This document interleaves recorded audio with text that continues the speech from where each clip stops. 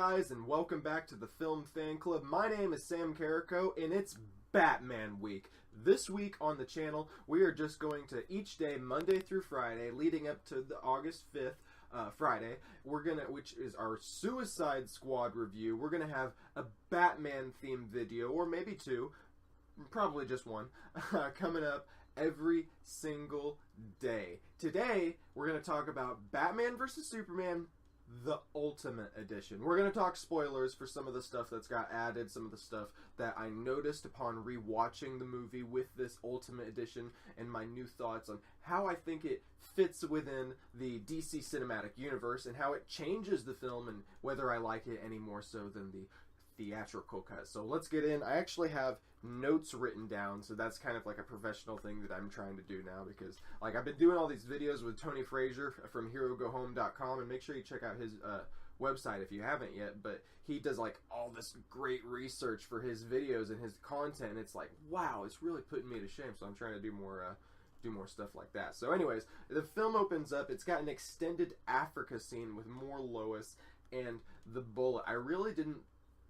This stuff that was added with the Bullet, I didn't think we really needed. I've always thought that you didn't need to create a new reason for people to be kind of weary of Superman, for them to be afraid of him, because he destroyed half of Metro. Not he, but he was very much so involved with being causing the destruction of Metropolis in the first film. So it was kind of weird that they just, alright, well, okay, we just spent a lot of time talking about why we're afraid of Superman. Let's make you more afraid of Superman. I just didn't know why that was necessary. Maybe it was, I think it was to make Lois Lane more relevant, and that's annoying because I think it made more people kind of turned off to her, which is unfortunate because she has the potential to be a cool character, but they unfortunately just kind of chose to I don't know. It was just as an attempt. It was a swing and a miss whenever, as an attempt to try and give Lois Lane something to do. So I really could take it or leave it as far as the Africa stuff. So that whenever they extended it,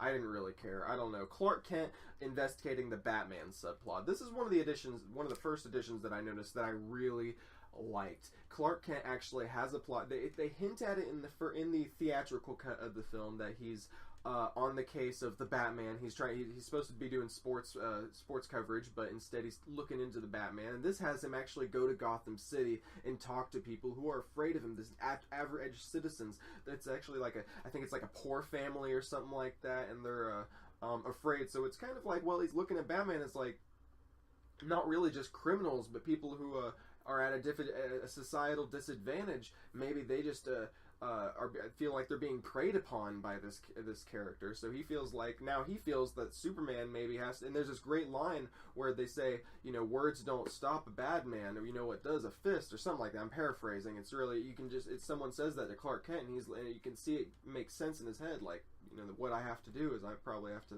fight this guy if I'm gonna get him to change. So and it does really highlight the thing that there's a new kind of mean in Batman, that he's killing people now. He's branding people. He doesn't care. He has less care for human life.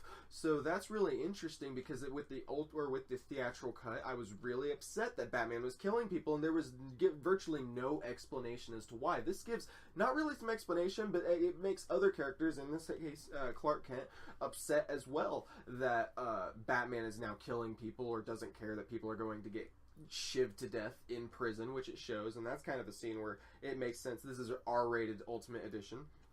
More Lex in the... Wait, no. Sorry, I'm getting ahead of myself. Much better pacing and story flow in this extended cut is really what I'm taking out of a lot of this stuff with the extended scenes. Someone, John Schnepp from Collider, he mentioned that it feels slower even though it's longer, because the pacing is just so much better. The editing's better. It's still a little bit awkward in some areas with the Lex and the cherry stuff. I don't know. I didn't like that, but...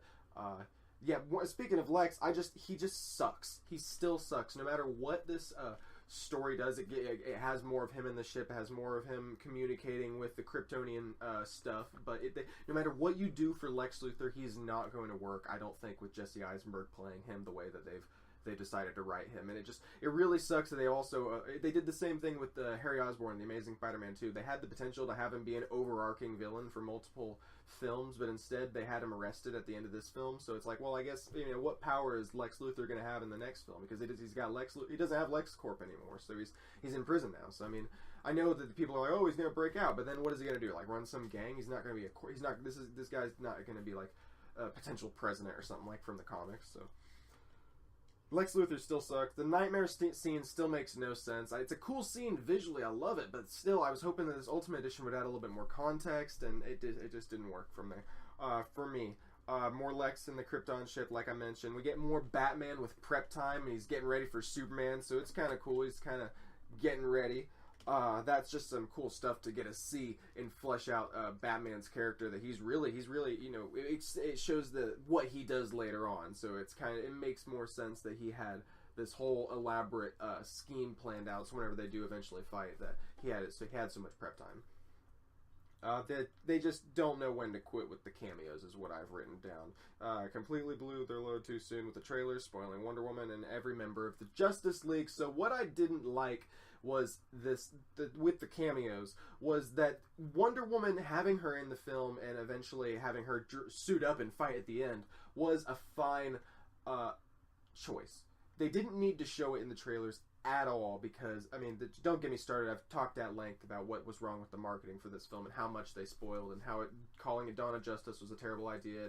But really, that would have been fine. Imagine how cool that alone is, having Batman, Superman, Wonder Woman fighting in the same film at the end of the film in the climax. You don't need to have a cameo of Aquaman and the Flash and all that stuff. The Flash, I would have been fine if they would have, again, I don't like that they did it. I didn't like that they had him time travel and say, Bruce, Lois Lane's the key.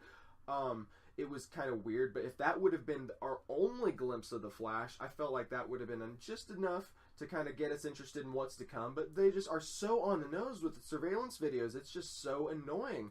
Another thing they expanded on, I guess I'm just kind of rapid firing here.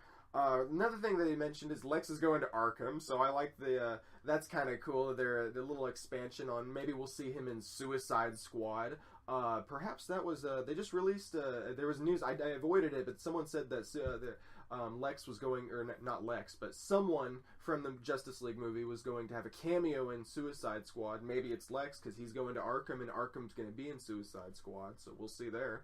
I really like the upside down painting. I hadn't mentioned this in any of my reviews of the film, but I like that they mentioned, don't you think that Dad would like, or maybe Dad would appreciate if it was upside down, because we know better now, don't we? And then they go back to it at the end with that violin music or whatever it is. It's very cool. It's a very cool shot, and I like the symbolism of it. It's one of the few things that I think they really did very well in this film. So